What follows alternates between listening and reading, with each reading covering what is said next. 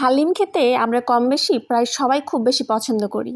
আর সামনে শীতকাল আসছে, এই হালিম কিন্তু শীতকালে খুব বেশি খাওয়া হয়ে থাকে আমাদের। তো আজকে রান্না করছি কিভাবে কম মশলায় কম উপকরণে আপনি খুব সহজে এই হালিমটা রেডি করতে পারেন। তো আমি একটি রাঁধুনি হালিম মিক্স নিয়ে নিয়েছি, এটা রেডি মিক্স। তো আর এখানে আমার ঝামেলাটা খুব কম হবে, এটাই স্বাভাবিক।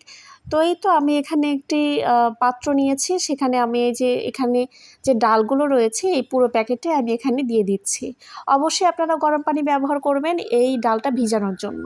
তো ডালটা ভিজানোর জন্য আমি চেষ্টা করছি যে কিছু পরিমাণ গরম পানি এখানে অ্যাড করতে।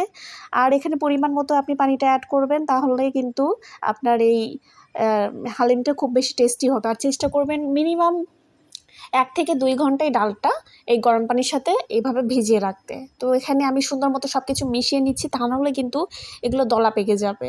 তো শীতকালে এই হালিমটা কিন্তু খেতে খুব বেশি মজা লাগে। আপনারাও চেষ্টা করবেন বাচ্চাদেরকে খাওয়াতে, কারণ এটাতে প্রচুর পরিমাণে ভিটামিন রয়েছে। কারণ হরেক রকম ডাল এখানে মিক্সড রয়েছে, সাথে আপনি এখানে মাংস অ্যাড করবেন, বিভিন্ন রকম কিছু, সব কিছু মিলিয়ে ভালো লাগবে। তো এখানে আমি সব কিছু উপকরণ দিয়ে দিচ্ছি। আপনারা দেখতে পাচ্ছেন যে পেঁয়াজটা আমি একটু বেরেস্তা করে নিয়েছিলাম। তো আমি এখানে মাংসটাও দিয়ে দিলাম, আর বেরেস্তাটুকু আলাদা একটি বাটিতে রেখেছি, যেটা আমি পরবর্তীতে সার্ভ করতে পারি। তো আপনাদের সুবিধার জন্য একটু দেখিয়ে দিলাম যে এখানে আমি চিকেন ব্যবহার করেছি। আপনারা চাইলে বিফ, মাটন যে কোনো কিছু ইউজ করতে পারেন। আর এখানে প্যাকেটের সাথে যে মশলাটা রয়েছে এখানে কিন্তু ঝাল টাল থেকে শুরু করে সব কিছু দেয়া থাকে। আমি তারপরেও সামান্য একটু লবণ অ্যাড করছি টেস্টের জন্য। আর কোনো প্রকার মশলা আমি ব্যবহার করছি না এখানে। তো এখানে খুব ইজিলি আপনি এটি তৈরি করতে পারেন। আর এই মশলাটা ভালোভাবে মাংসের সাথে কিন্তু কষাতে হবে, আমরা যেভাবে মাংস রান্না করি অনেকটা সেভাবে। তো আপনারা চাইলে একটু আদা রসুন জিরা বাটাও দিতে পারেন এই রান্নার সাথে, যেটা আমি পরবর্তীতে অ্যাড করেছি। তো সামান্য একটু পানি দিয়ে দিলাম, কারণ এটা পুড়ে যাচ্ছে নিচের দিকে। তারপর আমি সুন্দর মতো নাড়াচাড়া করে ঢাকনা দিয়ে ঢেকে অপেক্ষা করব যতক্ষণ না মাংসটা কষানো হয়।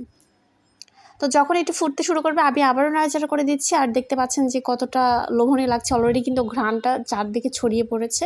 আমার এই হালিমের যে মশলাটা রয়েছে এই মশলাটার ঘ্রাণটা দুর্দান্ত লাগে, আর খুব বেশি ভালো লাগে। যদি এটা কিন্তু খুব বেশি ঝাল দেওয়া থাকে, আমার মনে হয় একটু চেষ্টা করবেন কম ব্যবহার করতে। যাদের বাচ্চা কাচ্চা রয়েছে বা ঝাল কম খান, তারা অবশ্যই একটু কম দেওয়ার চেষ্টা করবেন।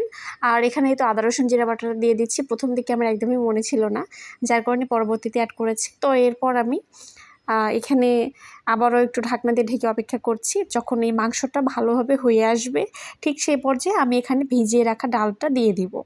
তো দেখতে পাচ্ছেন ডালটা কিন্তু ফুলে গিয়েছে, আর এখনই খুব বেশি ভালো লাগছে দেখতে। এখানে ঘনত্বটা দেখতে পাচ্ছেন আপনারা, প্রয়োজন মতো আপনারা চাইলে পানি অ্যাড করতে পারেন। আর অবশ্যই চেষ্টা করবেন একটু ঘনত্বটা বজায় রাখতে।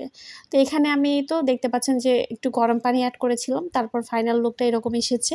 আর এটি জাল দিব, জাল দিতে দিতে এটি কিন্তু যখন ঠান্ডা হয়ে যাবে তখন কিন্তু এটি আরও জমে যাবে। তো এখানে আমি একটু বেরেস্তা করে নিচ্ছি, মানে আমি সোমবার দেবো মেইনলি। তো এখানে আমি একটু পেঁয়াজ কুচি দিয়েছি, আপনারা চাইলে রসুন কুচিও দিতে পারেন অথবা শুকনো মরিচও অ্যাড করতে পারেন। তো আমি এটা ডালের ভিতরে অ্যাড করে দিচ্ছি।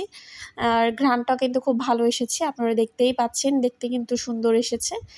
আর খেতেও ইনশাল্লাহ ভালো লাগবে আশা করছি। আর যেটুকু একটু মশলাটা রয়েছিল উপর দিয়ে আমি জাস্ট ছিটিয়ে দিলাম ফ্লেভারের জন্য। এই ফ্লেভারটা কিন্তু দুর্দান্ত লাগে। আর ফাইনালি আপনারা চাইলে বিভিন্ন রকম সালাদ দিয়ে পরিবেশন করতে পারেন। ধনিয়া পাতা কুচি, শসা কুচি, গাজর কুচি, যে পছন্দ মতো, যে যার পছন্দ মতো। তা আমি এখানে ডেকোরেশন করেছি, একটু রোল নিয়েছিলাম সাথে খাওয়ার জন্য। কেমন লাগছে অবশ্যই জানাবেন আপনারা।